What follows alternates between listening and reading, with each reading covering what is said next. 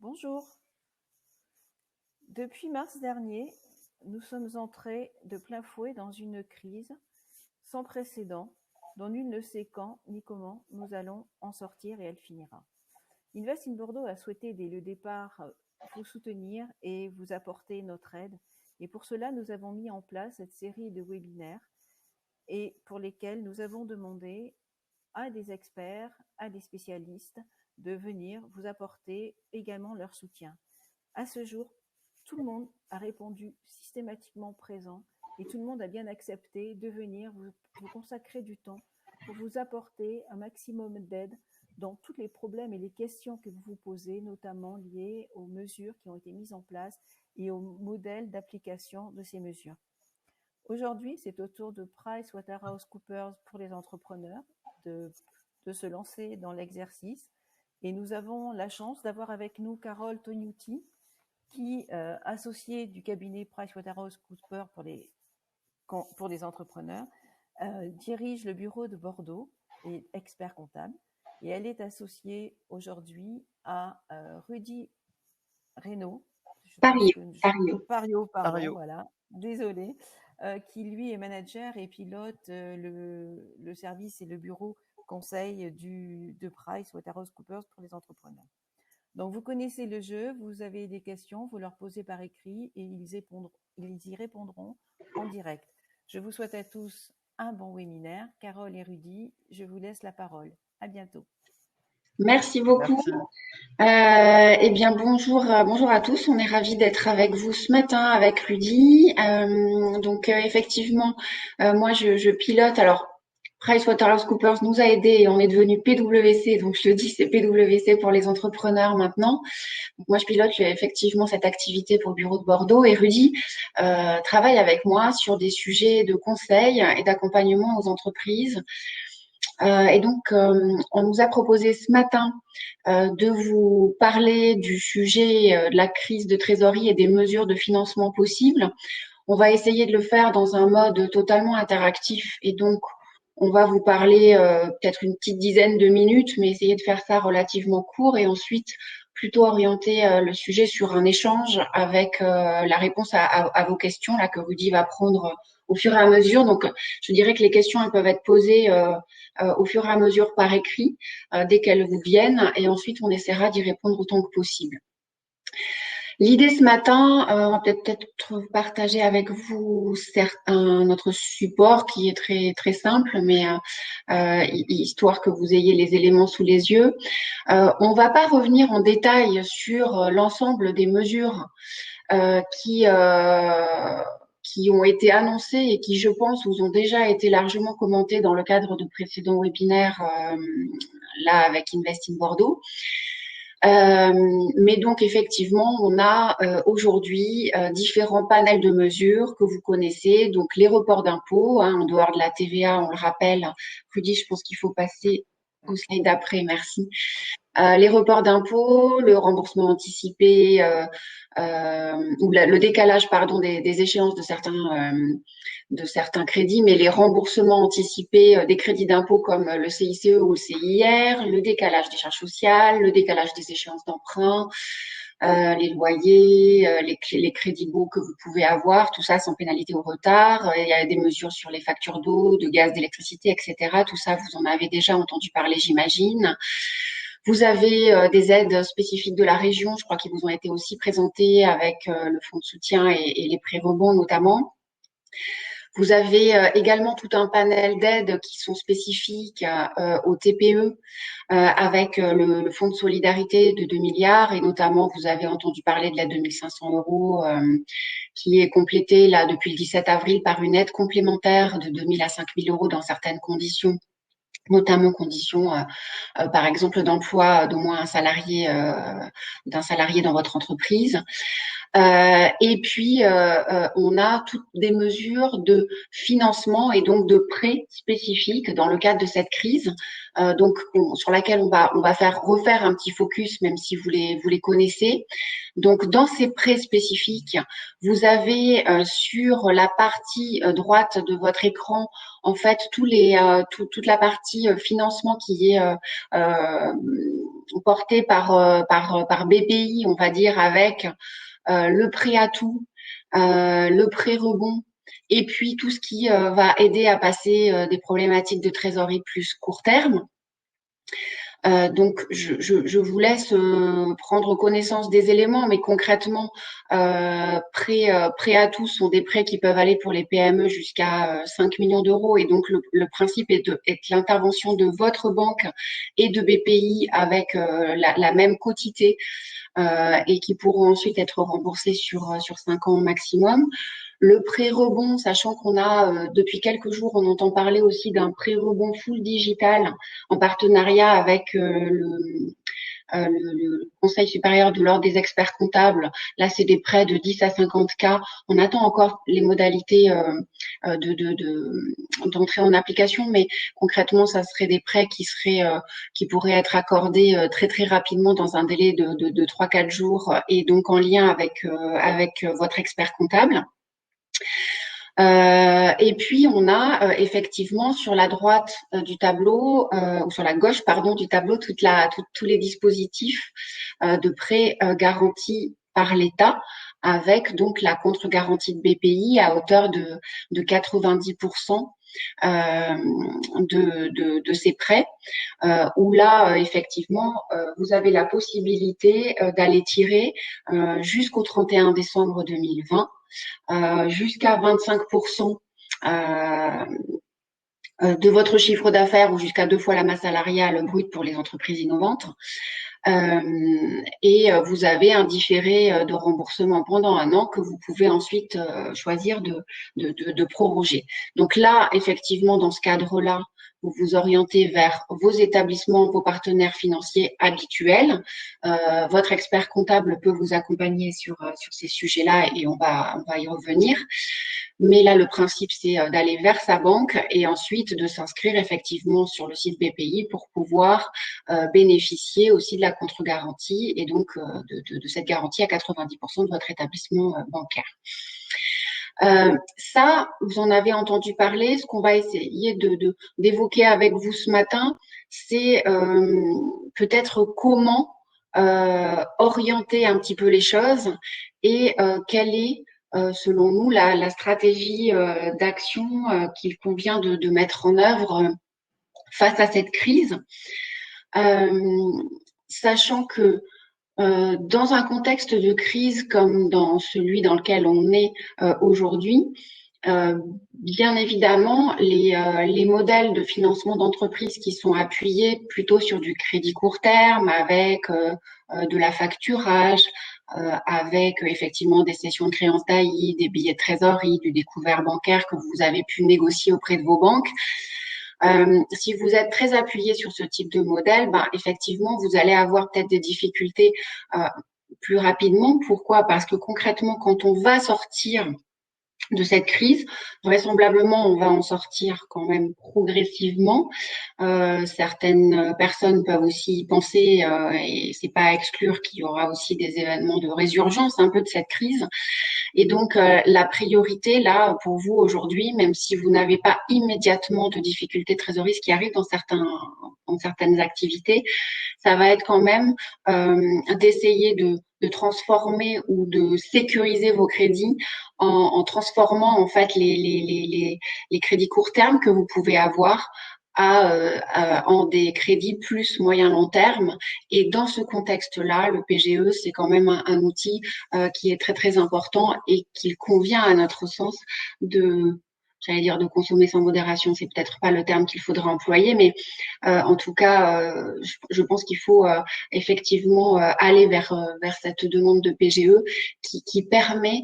L'objectif, ça va être quoi? L'objectif, c'est quand même de faire autant que possible, de vous mettre dans une situation qui soit la plus optimisée possible pour cette sortie de crise, parce que elle risque d'être difficile aussi, cette sortie de crise, qu'il va y avoir des effets ciseaux, notamment par le fait que vous allez peut-être faire moins, enfin vous avez pour certains d'entre vous fait moins de chiffre d'affaires pendant cette période, et que bien évidemment, qui dit moins de chiffre d'affaires aujourd'hui dit moins d'encaissement dans les prochains mois, donc on aura moins de créances à céder et on sera moins en position de force pour négocier avec nos banques des crédits court terme. Donc notre recommandation, c'est plutôt effectivement d'aller vers le PGE ou les prêts rebonds de manière assez importante, en tout cas de ne pas hésiter pour pouvoir optimiser la situation de trésorerie pour la sortie de crise et être moins fragile face potentiellement à des sujets de non-renouvellement de ces crédits court terme. Pour cela, il est important donc de bien essayer d'analyser ses besoins et d'optimiser ses besoins, mais aussi d'analyser un petit peu son environnement et ses engagements. Il est important de connaître un petit peu sa marge de négociation et la manière dont on peut échanger avec les établissements financiers. Donc, vous avez sûrement entendu effectivement parler des notations Banque de France. Alors certains d'entre vous, notamment je pense aux TPE, sont pas forcément cotés Banque de France parce que il y a un seuil en dessous de 700 000 euros de chiffre d'affaires dans le cadre duquel la Banque de France ne donne pas forcément de cotation. Néanmoins, vous êtes coté et ça, il faut le savoir par vos établissements financiers, ceux avec lesquels vous êtes en relation. Et vous pouvez d'ailleurs demander, c'est une obligation pour la banque de vous le donner, même si elles sont souvent un peu réticentes à le faire.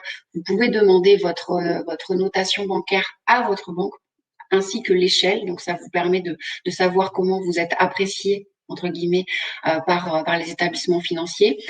Alors c'est vrai que quand on a une cote de crédit Banque de France, la cote de crédit Banque de France, elle va de 3++, qui est une cote excellente, à 9 qui est compromise. Et on va dire que en dessous de 5 ou à partir de 5+, vous avez une cote de crédit qui est assez faible. Ça veut dire qu'on estime que vous pouvez avoir, votre entreprise peut avoir des risques de non-remboursement. Et donc c'est vrai qu'à partir de ce moment-là, il peut y avoir des sujets un peu plus compliqués pour l'obtention du prêt garanti par l'État, dont la décision d'octroi revient effectivement à l'établissement financier.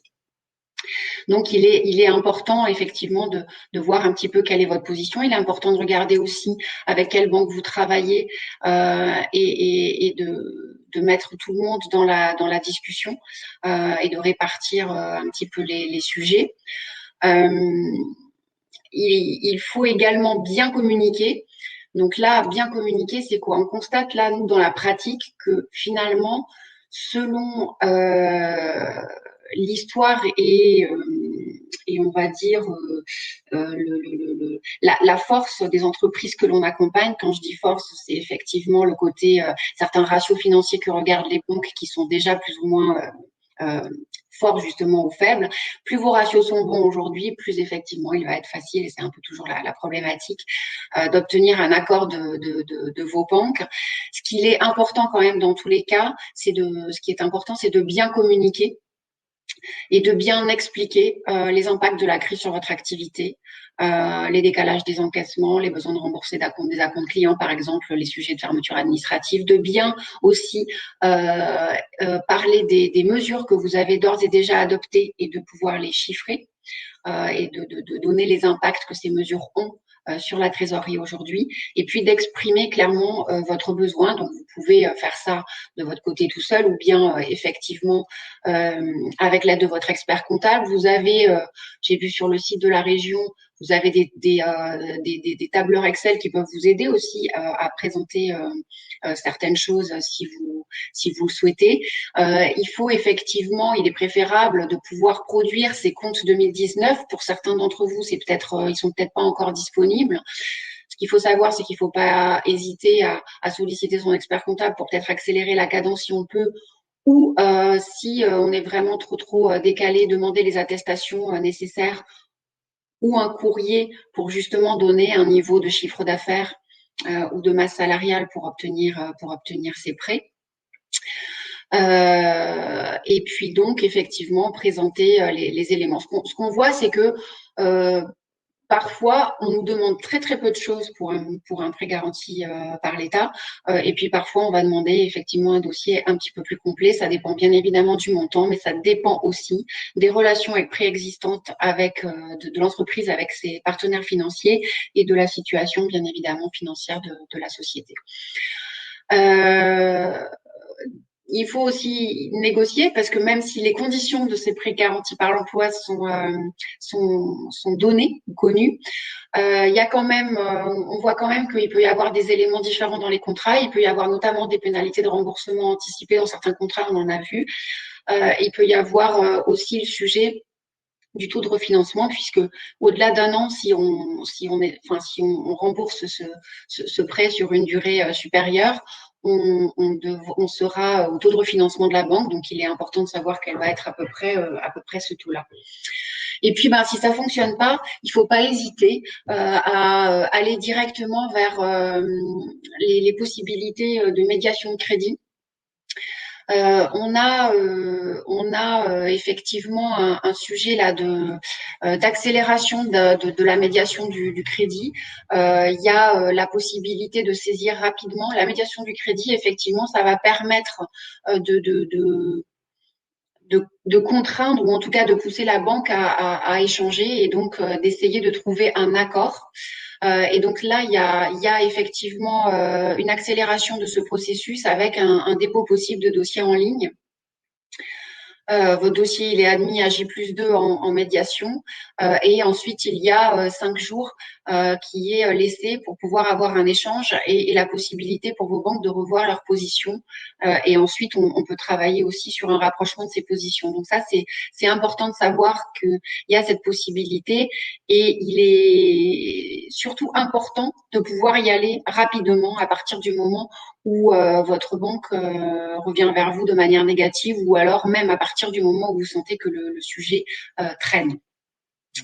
Au-delà de la médiation, il y a aussi les possibilités de procédures amiables, c'est-à-dire avant les procédures de redressement judiciaire, il y a des procédures amiables et notamment le mandat ad hoc et la conciliation qui peuvent quand même être des procédures qui peuvent vous permettre de négocier avec vos banques pour obtenir des financements. Voilà, c'est un petit peu le cadre qu'on voulait poser ce matin. Ce que je vous propose, c'est de pouvoir répondre avec Rudy à vos différentes questions. Et donc, on va démarrer tout de suite et voir si on a, Rudy, des premières questions. Alors, nous avons une première question qui est « Ma banque me dit que nous rentrons dans les critères d'exclusion du PGE car non rentable. Est-ce fondé ?» Donc là, je te laisse Alors, répondre si tu veux. vas-y, vas-y. Alors, le dispositif du PGE exclut très clairement toutes les entreprises qui sont en procédure collective. Pour autant, il n'est pas clairement écrit que les entreprises en difficulté n'ont pas droit au PGE. Cependant, ce que dit le texte, et il fait référence à un écrit européen en la matière, c'est que des entreprises qui auraient des fonds propres, donc des capitaux propres négatifs, donc on va dire des pertes accumulées anciennes, n'auraient pas droit à ces aides. Donc, il faut voir un petit peu plus en détail ce qu'il y a derrière cette notion de non-rentabilité dont parle cette personne. Mhm. Et s'il s'agit d'une perte ponctuelle, par exemple pour un premier exercice en perte, c'est analysé au cas par cas avec la banque. Et ça, c'est en lien avec ce que tu disais, Carole, notamment sur la notation Banque de France. Et donc, dans ce cas-là, ça va s'enclencher assez classiquement. Donc, il faut analyser la situation de l'entreprise au cas par cas. Et c'est sûr que si elle n'est pas rentable depuis plusieurs années, il y a des risques que ce refus soit fondé. Oui, mais je pense que, comme tu le disais, Rudy, il faut pas s'arrêter là. C'est-à-dire qu'effectivement, non rentable, c'est structurel ou bien effectivement conjoncturel. Donc, le côté, ce côté-là va permettre d'avancer, mais il faut pas en rester là. Après, on peut avoir un échange si vous le souhaitez plus directement pour pouvoir donner des éléments qui là seraient confidentiels et qu'on peut pas partager maintenant. C'est compliqué de répondre effectivement directement à cette question, mais il faut essayer de faire bouger cette position en tout cas et comprendre. D'autres questions? Alors à ce stade, nous n'avons pas d'autres questions, donc déjà j'encourage tout le monde à se lâcher, il faut y aller. N'hésitez pas. Alors, je peux peut-être vous donner peut-être quelques éléments quand même. C'est que par rapport à la situation aujourd'hui, ce qu'il faut comprendre, c'est que les banques, ce dont elles ont peur quand elles refusent un PGE principalement, c'est de perdre la garantie de l'État, parce que ce qu'il faut savoir, c'est qu'il y a un délai de 60 jours entre le moment où elles vous octroient le PGE et la mise en jeu potentielle de la garantie de l'État. Donc en fait, si vous vous trouvez dans une situation où vous avez une défaillance en fait dans cette période-là, elles peuvent ne pas être garanties par l'État dans le cadre de votre prêt, et donc elles ont quand même un risque un potentiel sur cette période-là. Et ce qu'il faut savoir, c'est qu'on est aussi un petit peu dans une zone un peu de flou sur certains sujets. On a aussi, vous savez, des règles sur la prévention des entreprises en difficulté en France, et notamment des règles qui font que une société en état de cessation des paiements, c'est-à-dire quand on a un actif réalisable et disponible qui ne permet pas de couvrir le passif exigible, eh bien, on doit déposer une déclaration de cessation des paiements dans les 45 jours. Et donc là, c'est vrai qu'on est dans une période où on se regarde un peu tous. Enfin, il y a une vraie crainte par rapport à la défaillance des entreprises. Il y a quand même eu un texte là qui est paru fin mars, je crois, sur le sujet, qui dit que l'appréciation de l'état de cessation des paiements, justement, il est figé à la date du 12 mars 2020 et jusqu'à l'expiration d'un délai de 3 mois après la fin de l'état d'urgence, donc en théorie jusqu'au 24 août 2020. Ce qui fait que les entreprises qui n'étaient pas en état de cessation des paiements au 12 mars, mais qui pourraient le devenir ensuite, elles ont jusqu'à 3 mois après la fin de l'état d'urgence pour solliciter effectivement,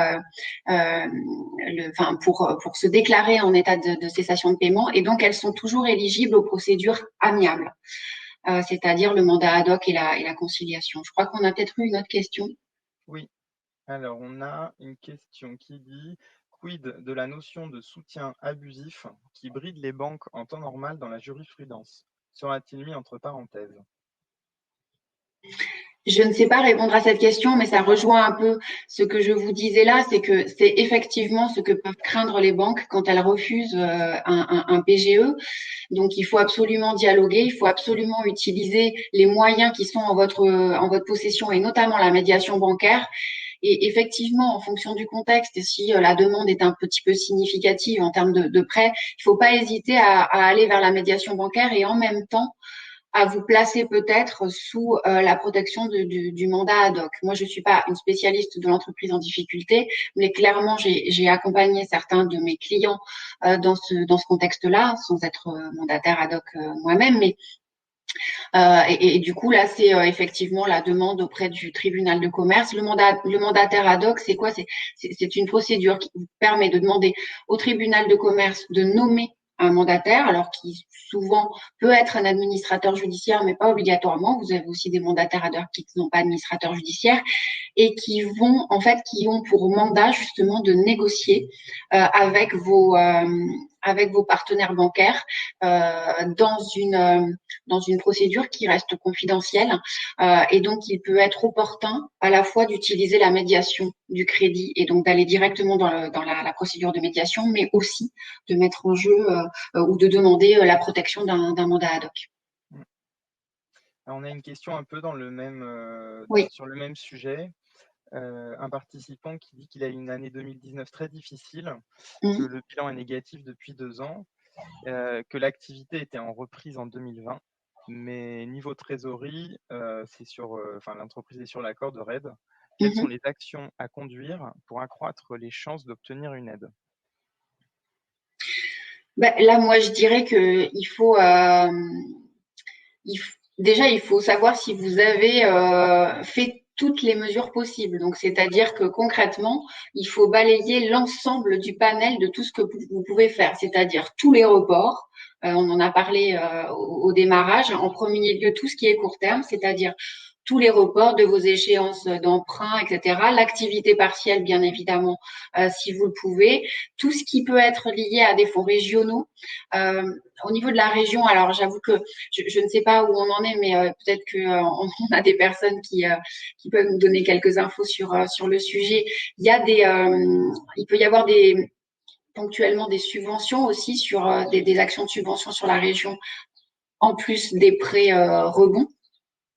Et il faut en fait y aller au maximum sur tous les sujets et toutes les possibilités.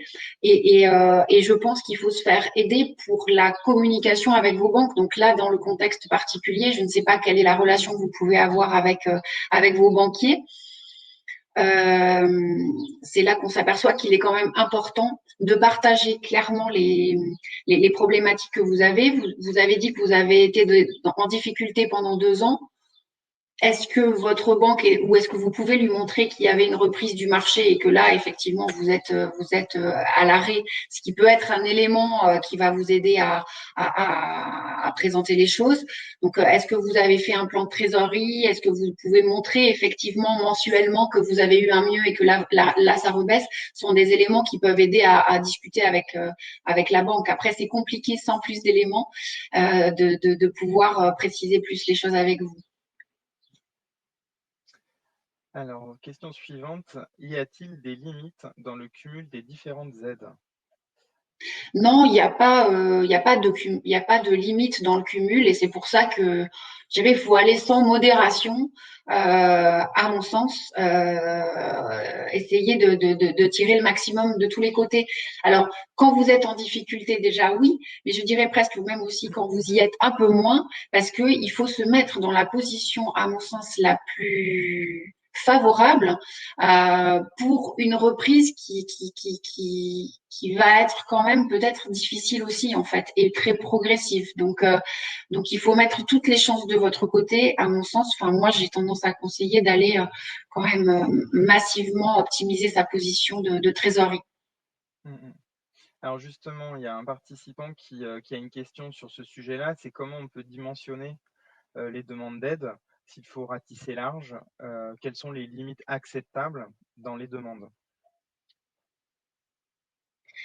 Les limites acceptables. Alors, moi, j'ai un certain nombre de clients qui vont, par exemple, qui ont décalé, en fait, qui ont utilisé toutes les mesures de report possibles et qui vont plafonner la demande PGE, donc jusqu'à 25% du chiffre d'affaires, ce qui est quand même très très important dans certains cas.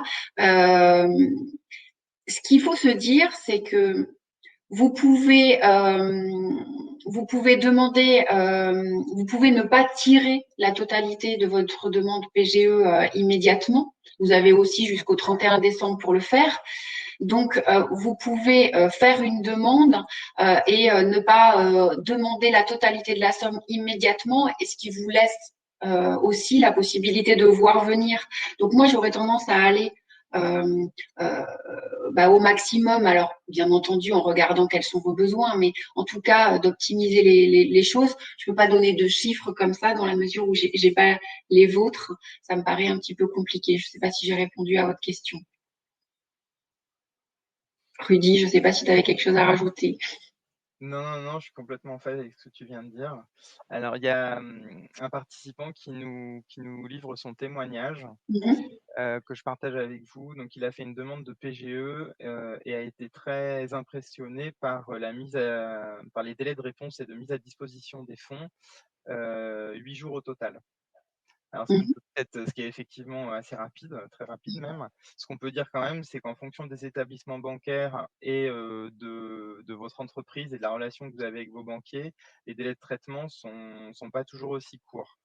On a quand même pas mal de clients pour lesquels le délai de 5 jours là, de traitement de la demande n'est pas tenu en fait. Ouais. Faut quand même avoir ça en tête.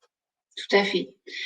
Tout à fait. On a des cas où aussi il y a plusieurs établissements bancaires et on voit bien que certains peuvent être un peu plus compliqués à convaincre que d'autres. D'ailleurs, on peut avoir des cas où finalement, voilà, certaines banques vont faire une réponse favorable, d'autres non, et où finalement, on a eu un cas dans la région où j'ai échangé avec mes associés, où finalement, ce sont les deux autres établissements bancaires qui ont dit à la troisième, non, non, il faut que toi aussi, enfin, il faut que tout le monde joue le jeu et qu'on y aille tous collectivement. Donc parfois, effectivement, ça joue le jeu. Parfois, c'est à nous de durcir aussi un petit peu le ton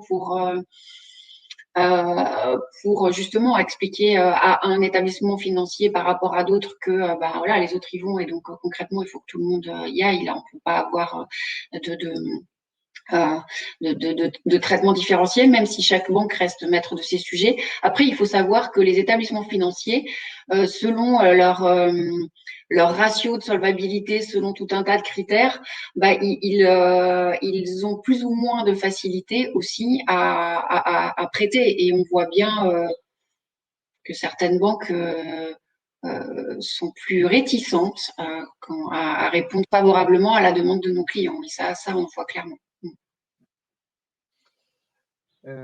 Quelqu'un demande quelles sont les principales difficultés qu'on rencontre en pratique sur les sujets qu'on a pu rencontrer.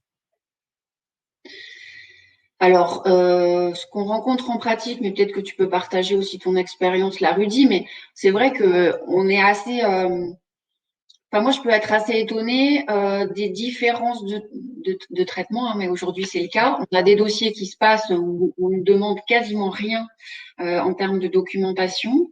Alors, c'est vrai que ce sont des dossiers où on a des entreprises plutôt in boni, avec une bonne relation bancaire, avec pas forcément beaucoup de dettes. Et donc, voilà, la crise arrive et a un impact. Et donc là, effectivement, bah, ça se passe très simplement et rapidement.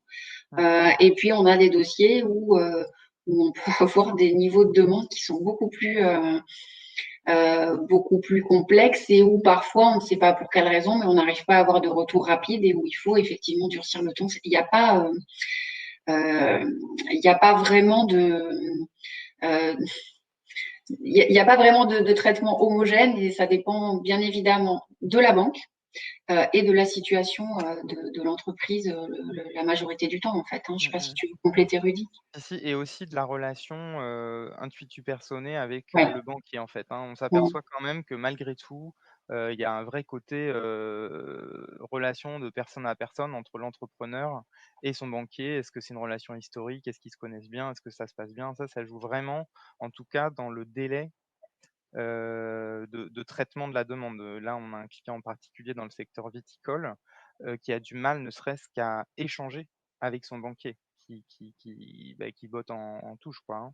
Donc là, ça veut dire qu'il faut pousser le sujet, mais c'est bien un individu en face qui freine.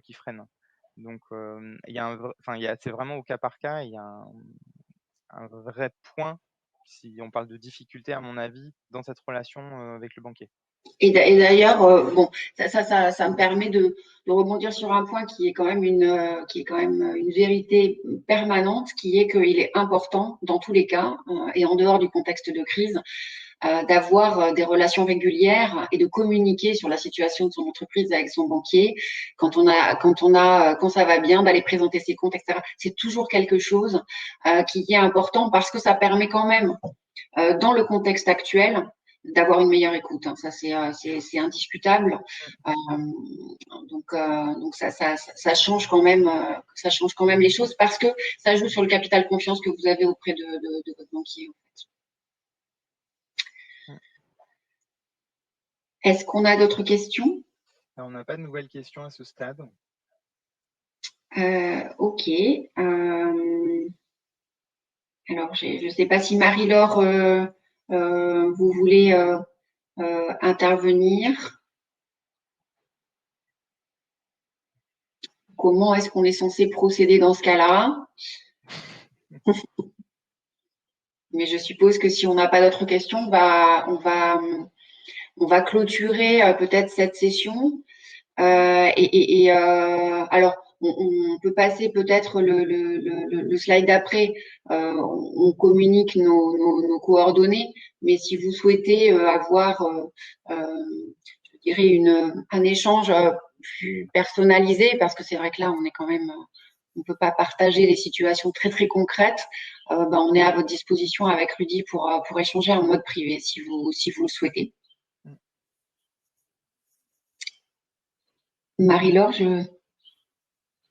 Oui, écoutez, je ne sais pas si vous m'entendez. J'ai des Oui. petites connexions. Ça va, parce que j'ai des Si, connexions. on vous entend. Bon, alors parfait. Bon, mais écoutez, si effectivement les participants n'ont plus de questions à vous poser et ils ont bien compris qu'ils pouvaient directement vous contacter ou éventuellement, s'il y a quoi que ce soit, on peut passer par nous et on transmettra bien évidemment vos questions. Mais nous allons donc interrompre ce webinaire en vous remerciant encore une fois d'avoir accepté de répondre comme ça en direct aux questions qui vous ont été posées et d'accepter aussi de poursuivre la discussion en, en toute confidentialité avec les entreprises qui le souhaitent. Donc, merci beaucoup pour cela. Je voulais également en profiter pour vous rappeler que nous avons un autre webinaire qui aura lieu vendredi, comme d'habitude, à 10h et qui, lui, va aborder des questions plus techniques, on va dire, d'organisation, puisque nous aurons Béatrice Warne-Derin de Microsoft qui sera là pour parler du télétravail et surtout comment bien mettre en place le télétravail, comment éviter les erreurs, quelles sont les bonnes pratiques, puisque vous êtes beaucoup à avoir dû en précipitation installer des solutions de télétravail avec et pour vos salariés. Peut-être que cela va continuer et peut-être même perdurer après dans des habitudes. Donc, autant prendre tout de suite les bons réflexes, les bonnes mesures et donc comment ne pas faire d'erreur. Et en suivant, nous attaquerons le problème de la cybersécurité car je crois que c'est un élément important au niveau des entreprises, quelle que soit sa taille, quel que soit son secteur, et effectivement, surtout partant du principe que ça n'arrive pas qu'aux autres. Donc, merci à tous. D'ici là, passez de très bonnes journées. On se retrouve vendredi. Encore mille merci à Carole et à Rudy. Et à très bientôt. Merci, on a été ravis d'être avec vous et à très bientôt également. Au revoir. Bonne journée. Au revoir.